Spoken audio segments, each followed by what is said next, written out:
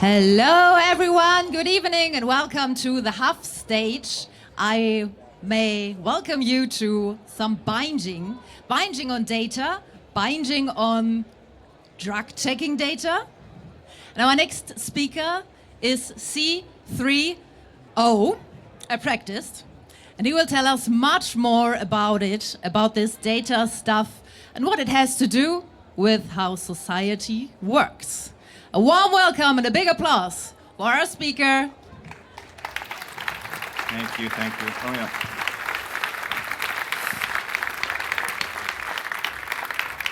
All right, thanks for coming. My name is Christopher, or C30 online and at Chaos events. I used to be associated with,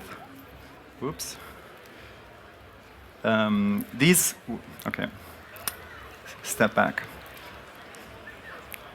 Used to be associated with these labels and organizations and projects.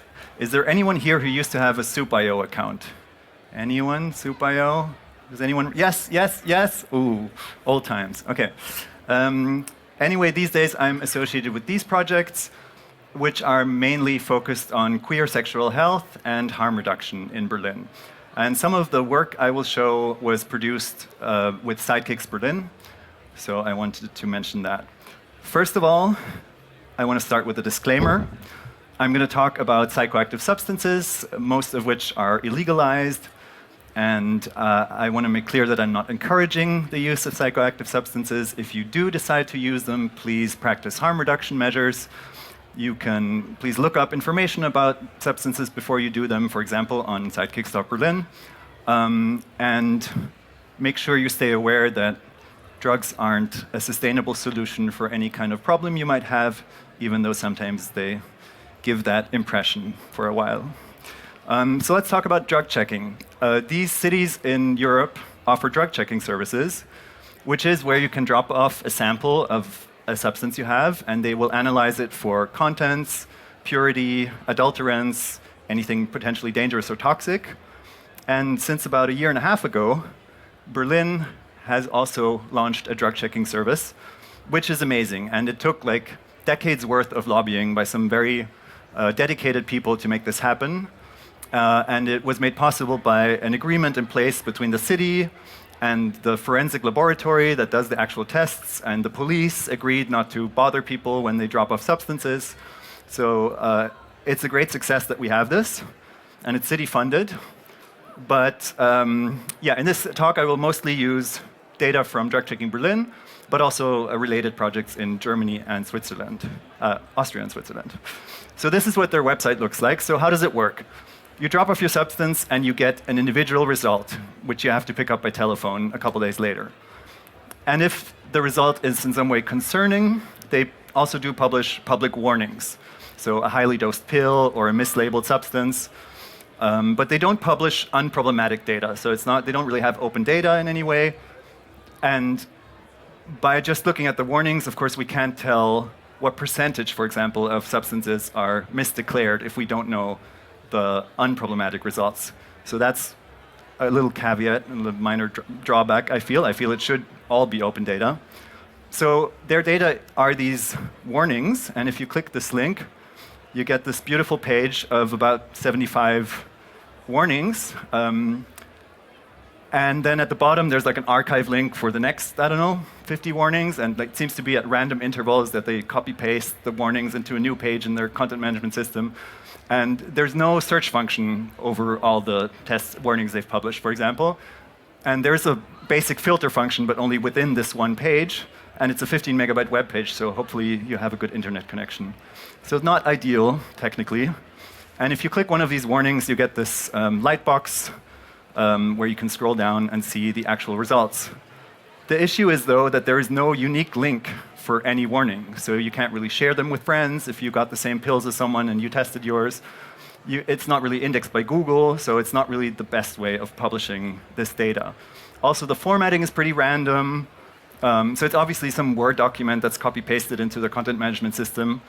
Sometimes substances will be called by nicknames, sometimes by chemical names. The same color will be described as pink or rosa in different times. There's typos sometimes, and the HTML is very inconsistent that they publish here.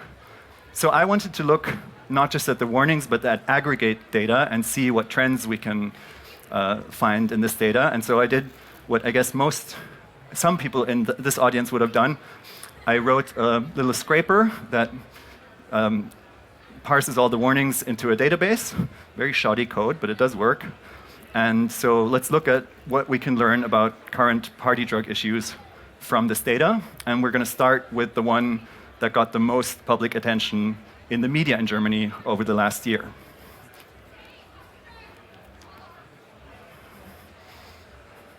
Okay, you have to read the subtitles.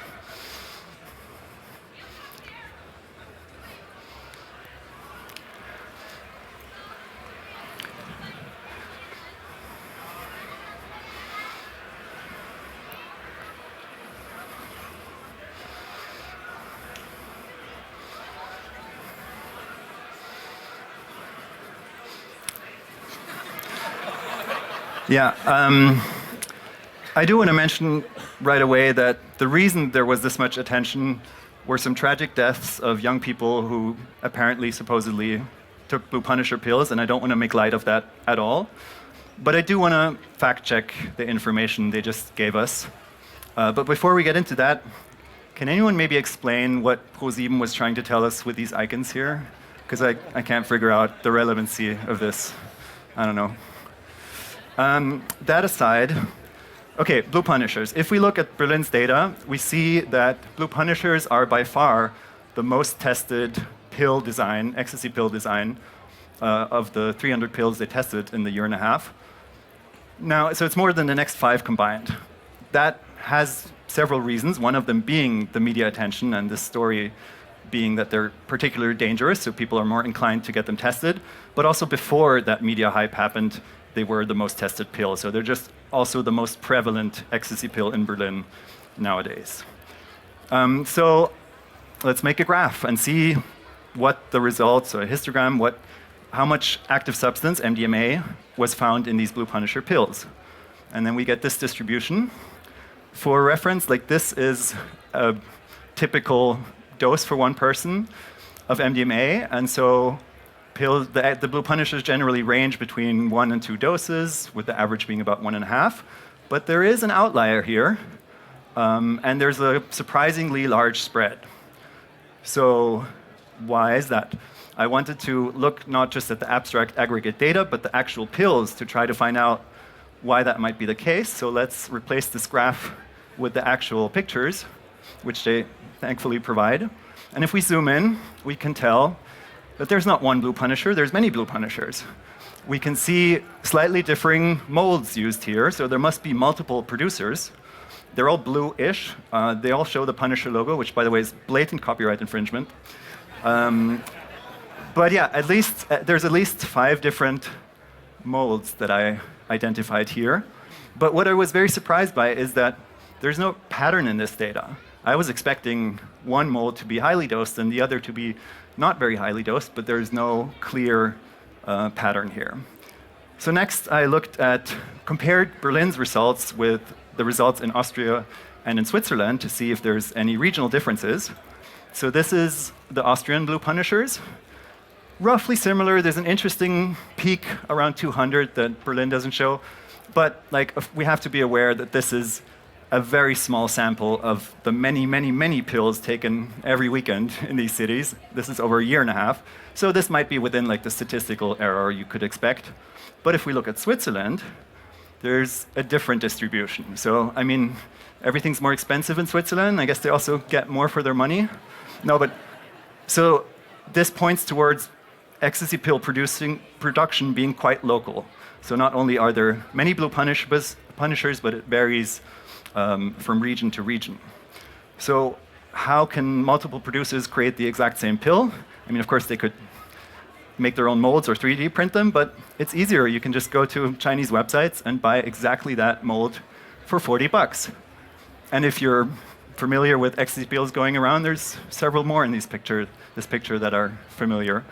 So even the production of these pills is a mass-produced product. So there will be multiple producers of every specific mold. Now I wanted to look into the history, how Blue Punishers came to be this significant and prevalent. And so the first test results we find are from 2018, where these warnings were published by drug-checking organizations that these pills are extremely highly dosed, which is true. They were around 300 milligrams, which is very high. But of course, the issue with these warnings is, as soon as they reach their intended audience, they become advertisements.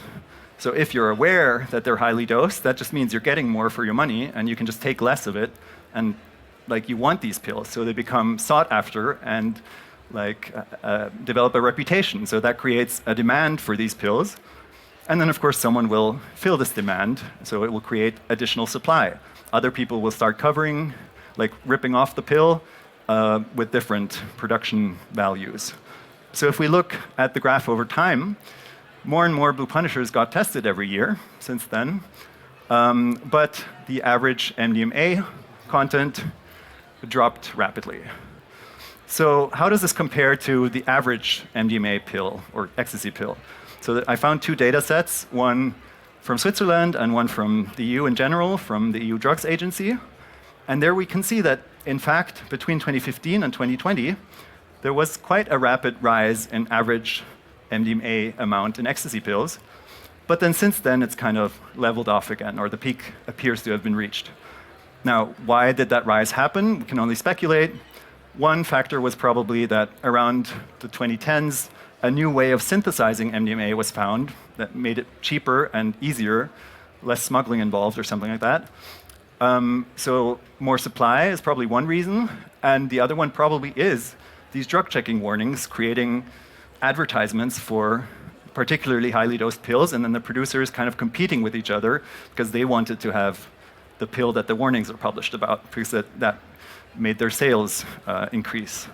So comparing the Blue Punishers here, yeah, we see that they used to be extremely exceptional, and these days the average Blue Punisher is just another average ecstasy pill, with one difference: there's a broader spread, and that makes the drug checking results less predictable for the pill that you have, because there's so many producers, you have no idea how highly it's dosed unless you actually bring it to drug checking.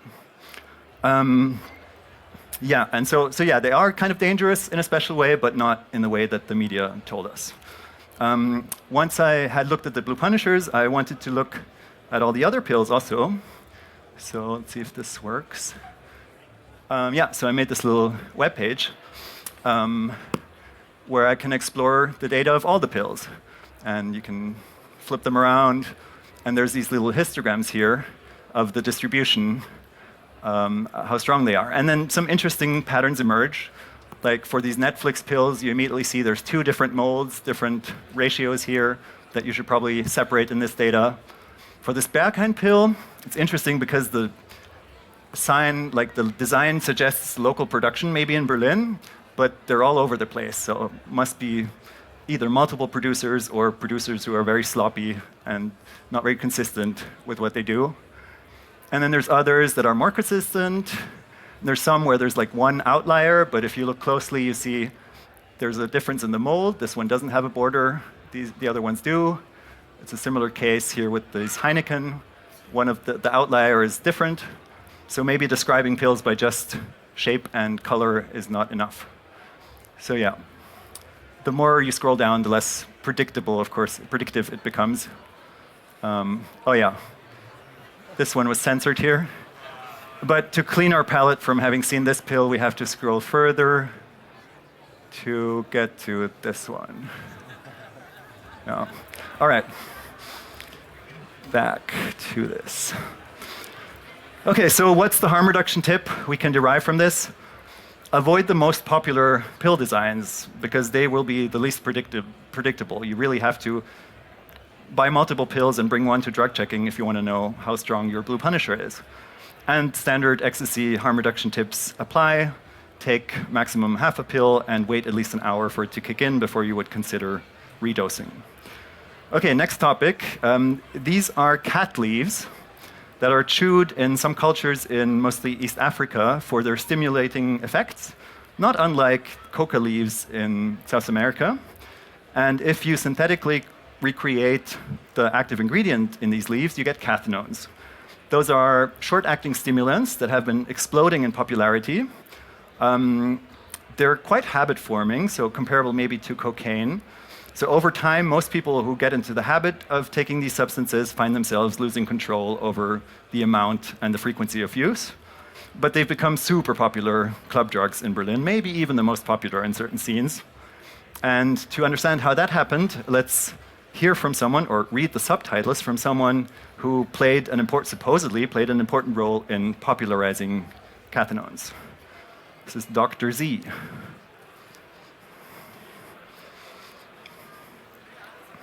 Or should I do a funny voice? No.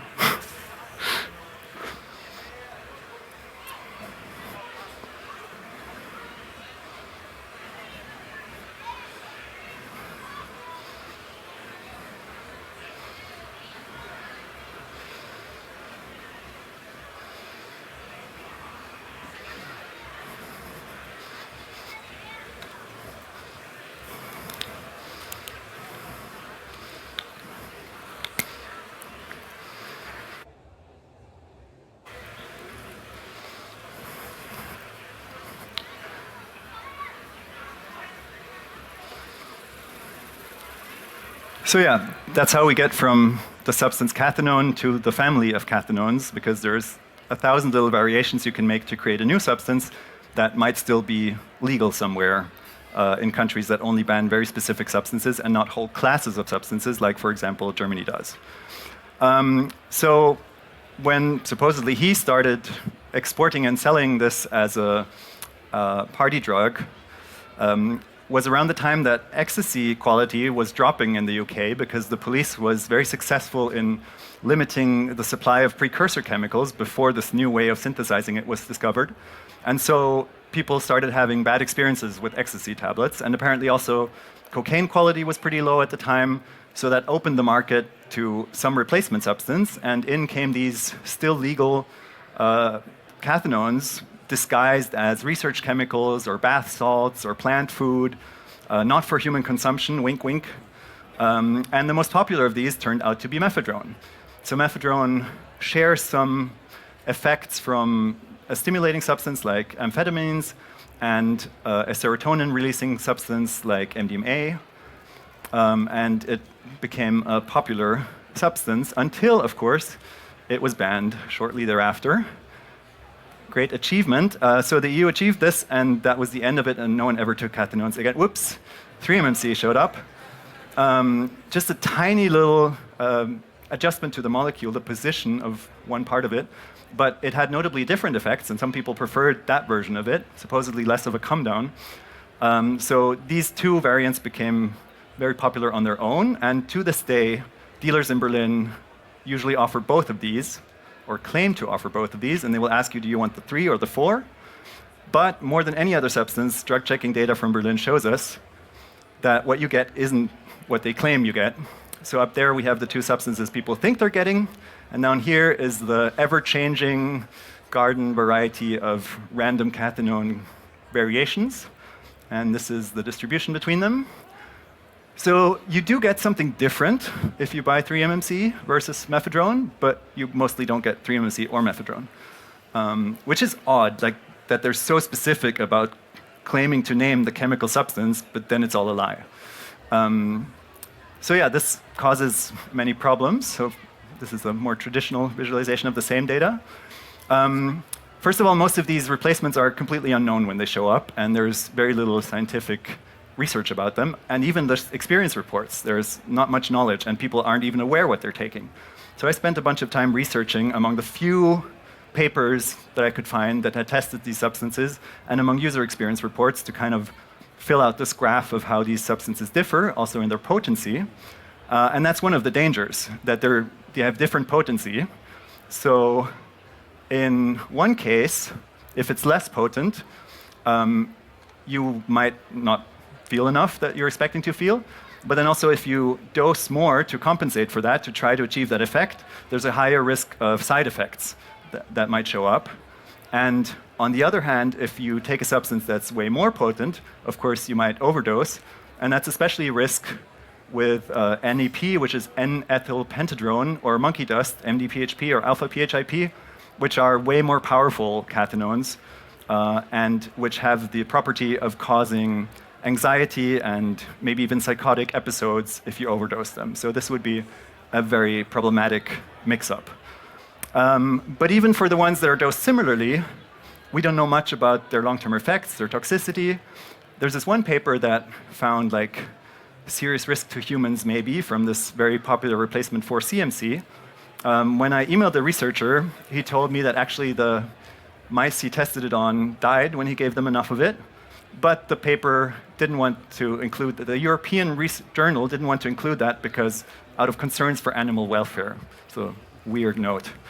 But anyway, but we're not sure, no one's tested it on humans, we're not sure how much worse it really is than 4-MMC. No comparative studies have been done, but this is kind of concerning. And if we look at the distribution over time, so what people got when they thought they had 3-MMC, we see this variation here.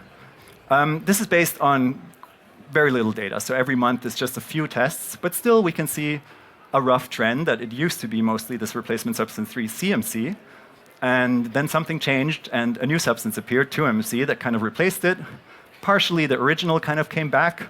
So what's the reason for that? The Netherlands, our neighbor, does not have a blanket ban on all cathinones, so they only make specific substances illegal when they become popular. And around that time was when the Netherlands implemented an EU ban on 3-CMC. So the research chemical vendors there switched to something new, something shittier, something more unproven. And because it's just easier to, I guess, smuggle something that's legal in one member state across an inner EU border than to get something illegal from elsewhere, this determines what people in Berlin are actually getting when they buy drugs. But the situation will soon change because the Netherlands are working on a blanket ban of cathinones and other classes of substances that is bound to come into effect in the next couple of months. So that might completely change the situation again. And I mean, I'm all for liberal drug laws, so this is the more draconian version, but it might paradoxically have a positive effect. And the drugs that people take in Berlin bathroom stalls and clubs will again more be determined by which ones they enjoy and which ones are well known and well researched, and less by whatever happens to still be legal in a neighboring country, which is maybe not the best guiding principle. So what's the harm reduction tip here? Hard to really formulate one, but if you do consume cathinones, do so rarely, especially in this situation where you don't know what you're getting. Once a month is a good rule of thumb. And try to test it. If you can't do drug checking, then like from each new batch, take like half a dose, see if anything feels weird, feels particularly strong. But yeah, it's not a perfect method. So if you can abstain, maybe that's wiser. Okay, another topic is another substance that has been rising in popularity, which is 2CB, in the form of these little pills that look like ecstasy pills, but they're smaller and thinner. And they contain psychedelic. So it's a stimulating psychedelic. People describe the effects as a mixture of MDMA and LSD. So wakefulness, good mood, music appreciation, slight visual psychedelic effects, like maybe the walls start breathing, colors start fading into each other, and so on. But it's very, very dose dependent. So at a low dose, it's more like ecstasy plus some visual effects, and at a higher dose, it can be a full psychedelic trip, including the risk for an unexpected or challenging experience. Also, something to know is that this substance can cause nausea in the come-up, especially if you have a full stomach, which, because it's a psychedelic, can like cause some anxiety, also can like ruin your mood. So you should be well prepared if you decide to take this one. But another more interesting trend is that we saw a new substance pop up called 2C, which is a pink powder.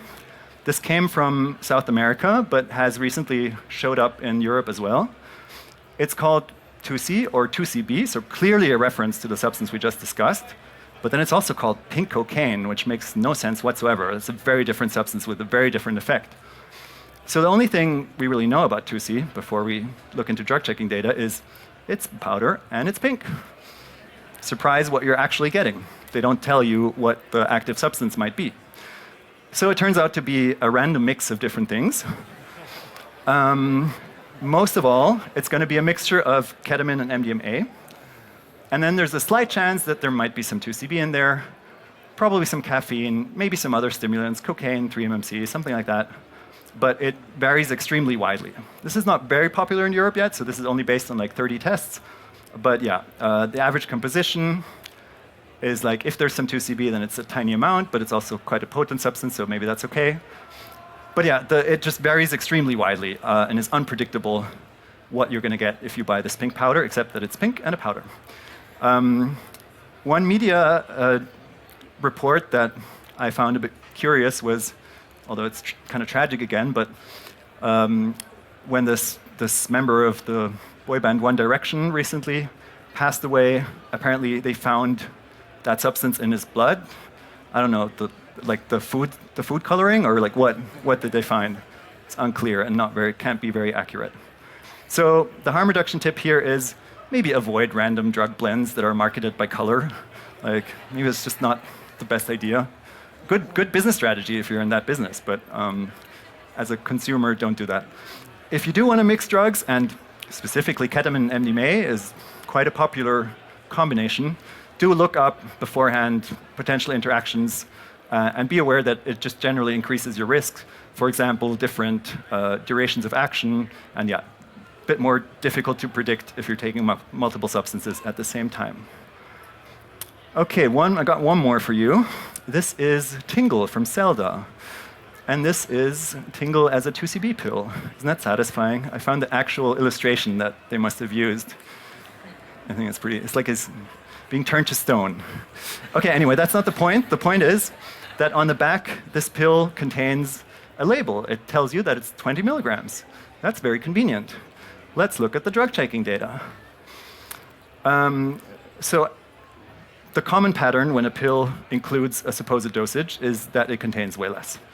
In this case, I mean, it's false advertisement, but the dose that's actually inside there is maybe a more advisable dose for people who aren't experienced with that substance and are taking it in a party context. So that's a dose pretty much anyone can handle. 20 would already be challenging to some people. But then the problem is there's also this one here, where there's more in it than it claims. So of course, with the ones that are dosed lower, that creates the problem that it teaches people wrong knowledge. So they think, oh, I took 20 milligrams, didn't feel anything, no problem. And then maybe they come across the pure powdered substance and they take way too much. But yeah, and if it ends up the other way, then that's really dumb. So, and 30 is actually really not a recommended dosage for most people of 2CB. So maybe avoid pills that are as sloppily made as these, or maybe there's more producers than one possible. But yeah, that's so not to be trusted what they print on the pill. Another interesting case are these Faro pills, of which there are many variants. For a couple of years, there have been these ones that say, warning, Faro 240 milligrams, so obviously referring to ecstasy, which would be a decently high dose. And of course, again, it contains way less. That's to be expected. But then in Vienna, a couple Faros showed up that didn't contain any MDMA whatsoever, but a different substance, which is a psychedelic again, tryptamine. But I mean, it's the same print. The pill also says warning 240 milligrams, and 240 milligrams of this substance would be way too much. The typical dose is maybe like 20 milligrams. So if it warned you about 24, that might be more useful. But actually, it should be warning you that it's not MDMA. But what I found confusing was that another pill showed up that actually does say warning 24 milligrams. But then it's just another MDMA pill containing 5 times as much as advertised. I am very curious how the hell that happened. But then there's another variant, and maybe that's the least problematic, because it just says warning Faro. I don't know, the curse of the Faro, or maybe it's just warning you of these unpredictable pills. So I can't disagree with that one. Yeah, but it could even get worse. This one is the most popular 2CB pill design, which helpfully is labeled 2CB. That's very nice. But then in Switzerland recently, this clone showed up that manages to misspell the actual substance. So not really too trustworthy. So the lesson learned here is don't trust what the pills claim to say. Use drug checking if you want to know what's actually inside. Now, and actually for So in pills, you generally have the biggest problem of not knowing how much is inside. For ecstasy or MDMA, it might be wiser to get MDMA crystals because they're more consistently quite potent and not very adulterated in general. They're generally about 80% pure.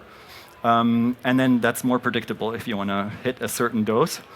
Or you could also like buy a bunch of pills, crush them all into a fine powder, like bring a little sample of that to drug checking, and then you can calculate by weight the purity, because then you don't have the problem that one pill could be dosed differently than another. But that's a lot of effort, so I don't know if you're interested in that. If you do want to look up test results, my favorite place to do that is, whoops, I pressed one. No, not spoiling the ending. This app, which is free and run by someone as a charitable project, which aggregates drug checking results from all over Europe. So this is the best place to type in Blue Punisher and get a list of recent warnings in your area. So I hope this demonstration has shown you the usefulness of drug checking and the importance of it. And maybe I can use it to demonstrate to those responsible that this data should be more accessible and should be public data, actually. And should be, yeah, the aggregate data is important, the unproblematic data is important, and it should be usable and shareable. Thank you so much. Have fun and be safe.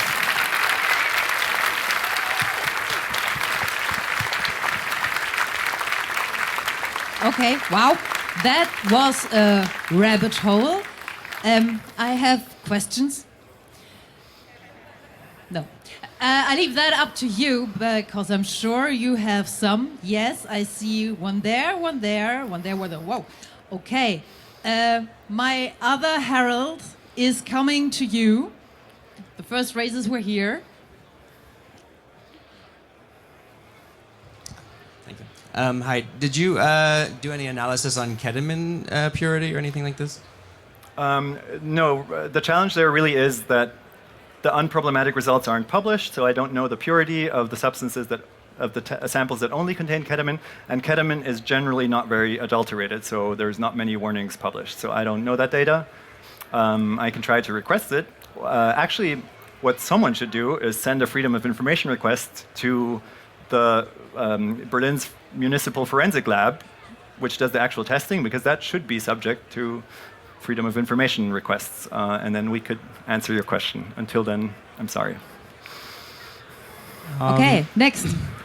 Could you maybe tell us a little bit about the challenges you faced from a statistical perspective? Well, first of all, I'm not super trained in statistics. So my background is in information design, and then curiosity for the topic.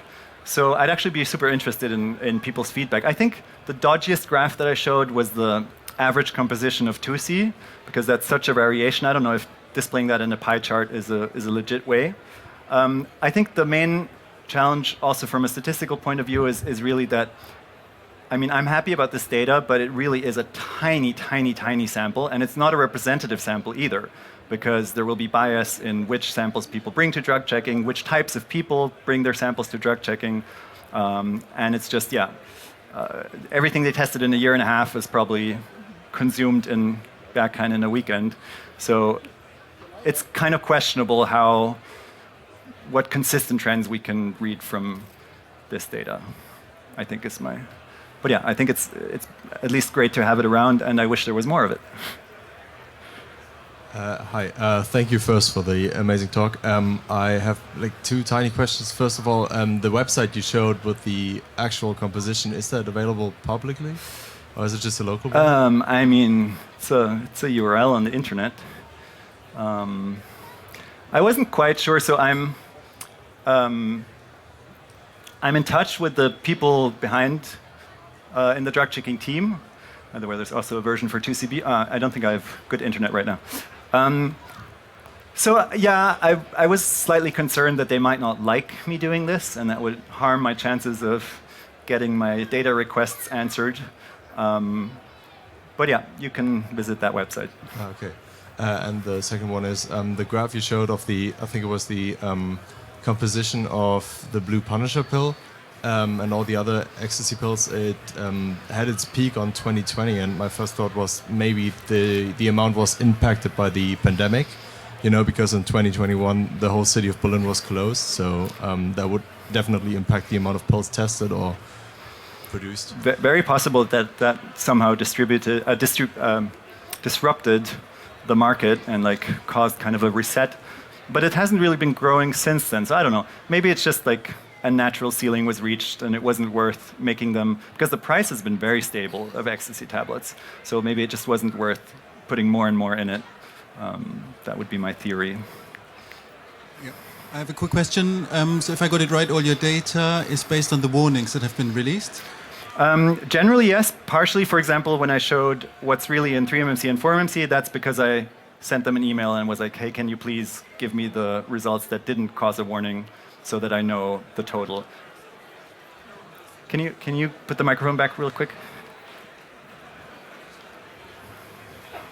So I was just wondering why there are so many pills with fairly low dosages. If Are it's missing in the mostly- data or something? No, they are there, like all the 90 milligrams, Yeah. for example. If it's gathered from the warnings that are supposed to be really so high. Drug Checking Berlin appears to publish pretty much every pill result. So for ecstasy pills, they do, because they started doing like highly dosed and then extra low dosed, and they were like, let's just all publish all of them. That's my understanding. Hi, I've got a question regarding the heroin testing there, because since the Taliban takeover, heroin shortage in Europe, and everybody was expecting fentanyl is coming, and now Tagesschau is saying there is fentanyl all over Germany, but they have it from Schnelltests, the fast tests, and they often produce false positives.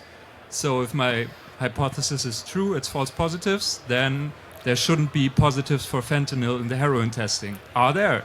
Drug Checking Berlin has had 0 results positive for fentanyl or any other synthetic opioid in the 2,000 samples they tested so far.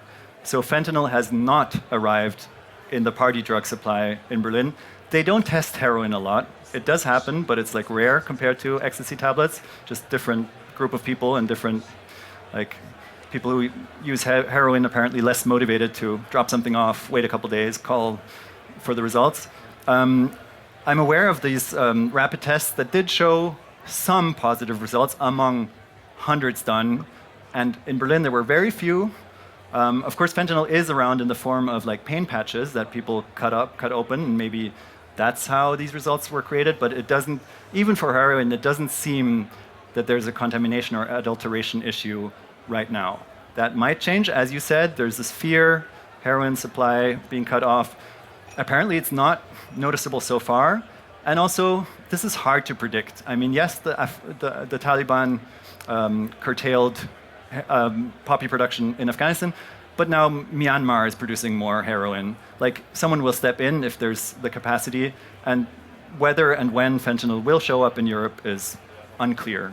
We're keeping a close watch, but right now there's absolutely no reason to panic. Yes, so you showed some of the pills who have abnormally high doses, and I was wondering, did you get some research into why that must be? Because from a production standpoint, economically, that's not very smart. So what could cause these abnormally high dosages? Yeah, I briefly touched on it. I think it's mainly that production got easier and cheaper, so more people entered the market, and then they competed with each other, and these drug checking warnings serve as endorsements or advertisements, like without them intending that, for certain pills. And so that, I think, caused people to compete to try to have the highest dose pill to be the popular design. Those two are my theories. But I think, it's expected that this race would end at some point where it doesn't become economical for them anymore to keep raising the amount. We have a question from the internet. Yes, hello. Question from the internet. Are there also tests done on LSD? Yes, they do test blotters, and they publish warnings. I'm not sure for LSD. I'm not sure if there's also results that they don't publish the warnings about. We would need to inquire. I haven't really looked at that data. There again, I've noticed that the average result seems to be less than people assume it is. So people assume a tab will generally be like 100 micrograms, but it turns out it's more like 70-ish. So yeah, which also might cause people to wrongly assume that they want to take a high dose when they're actually getting a lower than expected dose. But I haven't really looked into it much. Yeah, thank you. I do have another question, which is about, do you have any numbers on how many drug samples are tested in Berlin on average per substance? I mean, I could look that up in my database. I don't know it by heart. I know that cathinones are by far number one. MDMA follows. They weren't expecting that, but yeah, it makes sense with the weird situation with cathinones that people would be more inclined to test them because they have more unusual experiences with them. And yeah, actually everything else, there's not a huge amount of tests. So not much LSD. But yeah, overall they've done maybe about 3,000 tests and published 1,500 warnings or something. So the rate of warnings published is actually quite high. I think it's actually more than 50%. I think they said that it's like 60% of tests result in a warning. Thank you. Hello, you mentioned 2CB and 5-MeO-MIPT, among other things. When I was a teenager, another drug was pretty popular. It was called 2CE with an E at the end. It has since been criminalized. Do you know by any chance whether or not it's still popular or in wide use? I don't think it's popular. I mean, yeah, there's the 2C class of substances, these Dutch research chemical shops where each individual substance would have to be made illegalized. They sell a lot of 2C variants at this point. But 2CB seems to be the one that crossed into the mainstream. It used to be a research chemical and quite rare and unknown a couple of years ago, and now like most club drug dealers will offer 2CB pills as well. So whether that's for like rational reasons that people enjoyed it most or just happened somehow, I can't tell you, but I don't think 2CE is prevalent right now. Certainly, I think these, like the more obscure research chemicals are very rarely tested in drug checking Berlin. Hi. First of all, thank you for the talk. My question is a little bit loaded, but I'm a little bit confused about the data significance of the molds. As you said yourself, anybody and everybody can buy those molds, and from my experience or from what I've heard, a lot of users treat molds as like a brand or a product, but they aren't that. It's just a random form they come in.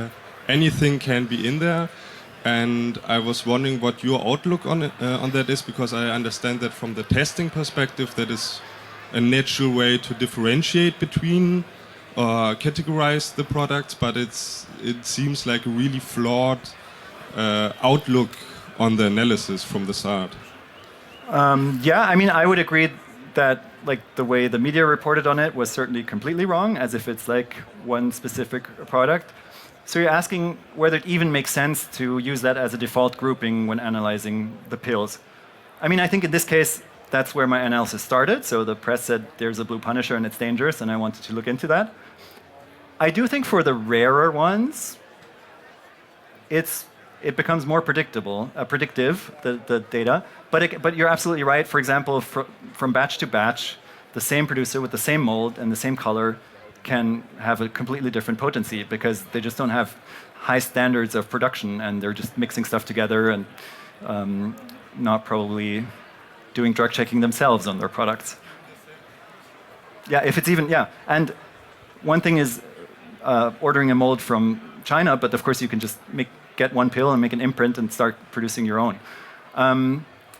But I think also the visualization I made, for example, with these, what was it, green Heinekens and gray Teslas, does show like certain outliers with a certain different mold. So I think even spreading that awareness that this is not enough to group by color and logo of company. Why is it always like some luxury brands that they put on there? Why not like fun animals or something? Anyway, getting distracted. But yeah, spreading the awareness that at least you would have to look at the specifics of the mold is useful to spread. I mean, that's one of the reasons I haven't really published this. It was just having fun with data. But of course, the problem with, like, most people won't use drug checking. And so I do think it makes sense as part of different harm reduction strategies to look up your pill. And if there's multiple that look exactly the same that were recently tested and are kind of consistent in their results in your region, then that's a pointer. It doesn't guarantee what you have, but it's better than just taking it and wishing for the best. So, but point taken. Are there further questions? Yeah, over there. Okay, this will, no, this, ha. There is someone more reachable for me. Just a rough estimate of the cost-price ratio. How much does it cost in comparison to what is the street price? You mean wholesale price of these drugs versus street? No, there's a single of single pieces. I'm just trying to find out the profit margins of the distribution and of the manufacturers. Who earns more? Yeah? So obviously that's not data that we see in the drug checking results. The EU Drugs Agency does have some like yearly statistics, and they do include presumed wholesale price for like a kilo of MDMA or something, or like 1,000 pills. So yeah, Google that, EU Drugs Agency MDMA or something, and you should find this data. I don't know exactly where they get it from and how accurate it is. But yeah, I think like this, just off the top of my head, but like at each step of the chain, there's like a factor of 5-ish or something that the price increases. Very different depending on substance and how long the chain is, and if it's cocaine that was smuggled from South America versus something that was shipped from China. Hey, so it's a bit out of scope of party drugs, but when I read the fine print of these drug checking programs, I always find that they test for everything, but they categorically rule out anabolic steroids. And I was just wondering if there's a chemical reason for that, or if they don't want to associate with these drugs. Good question. I would think that it's mostly a policy decision. I mean, they had to fight hard for political agreements to even put this in place. And I think they had to define a very clear target market and argue to politicians a very clear use. The main argument is that this allows them to get in touch with substance users before they show up in like the support system. So this, like as part of this drug dropping off your substance, you get a little private conversation where someone checks in with your drug use in an unobtrusive way, and that's like how they argue to the city that it's worth funding. Apparently not so much that there's aggregate data that can tell us public health, but it's all about the individual contact to people. And I guess contact to people who inject steroids, not that high on the priorities list, or maybe like not as much of a economical factor for a city like Berlin compared to the club scene that they want to make sure is more safe.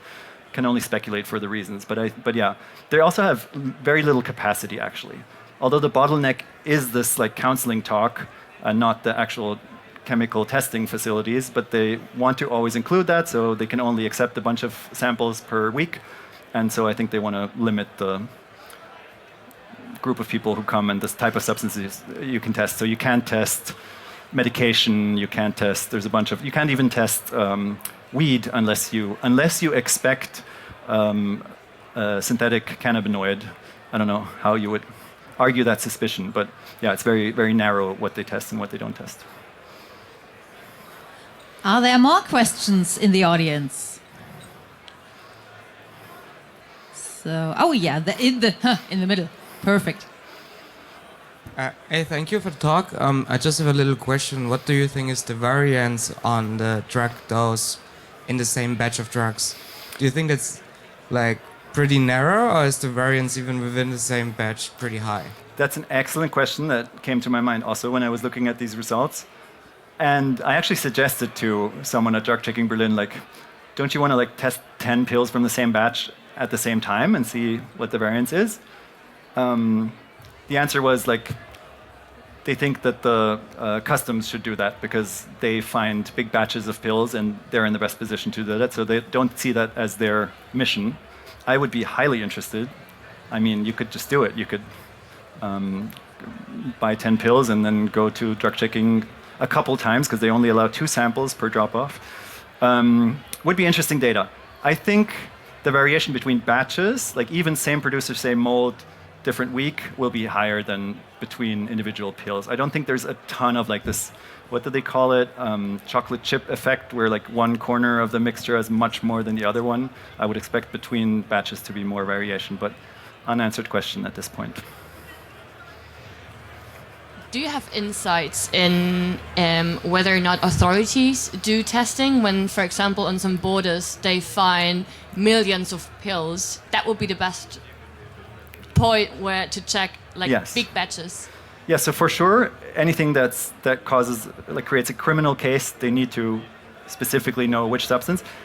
I'm sure they don't test every pill, so I think they test one and assume that their others will be similar.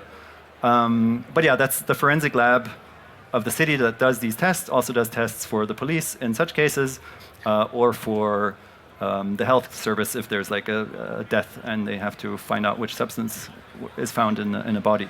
But yeah, at least the customs and police apparently aren't very interested in publishing data that makes drugs safer. I wonder why. Are there more questions? Do I see any more rising hands? Oh yeah, there. Yes, thank you very much. Do you have an idea how much a round of testing does cost? So we know we just learned that the street price and then wholesale price are different, but what does it cost to do those testings? I couldn't tell you really. No, I don't want to speculate. So, I mean, the equipment is there, the people working are there. It's just a matter of their workload, probably more than any like chemicals you would need for that or something. It's mostly man hours, and especially, like I said, man hours of counseling the people who do the drop-off that are the cost factor. Further questions? Further hands up in the air now. Okay, everyone is sinking that data in. So I would say let's give a big round of applause to our speaker.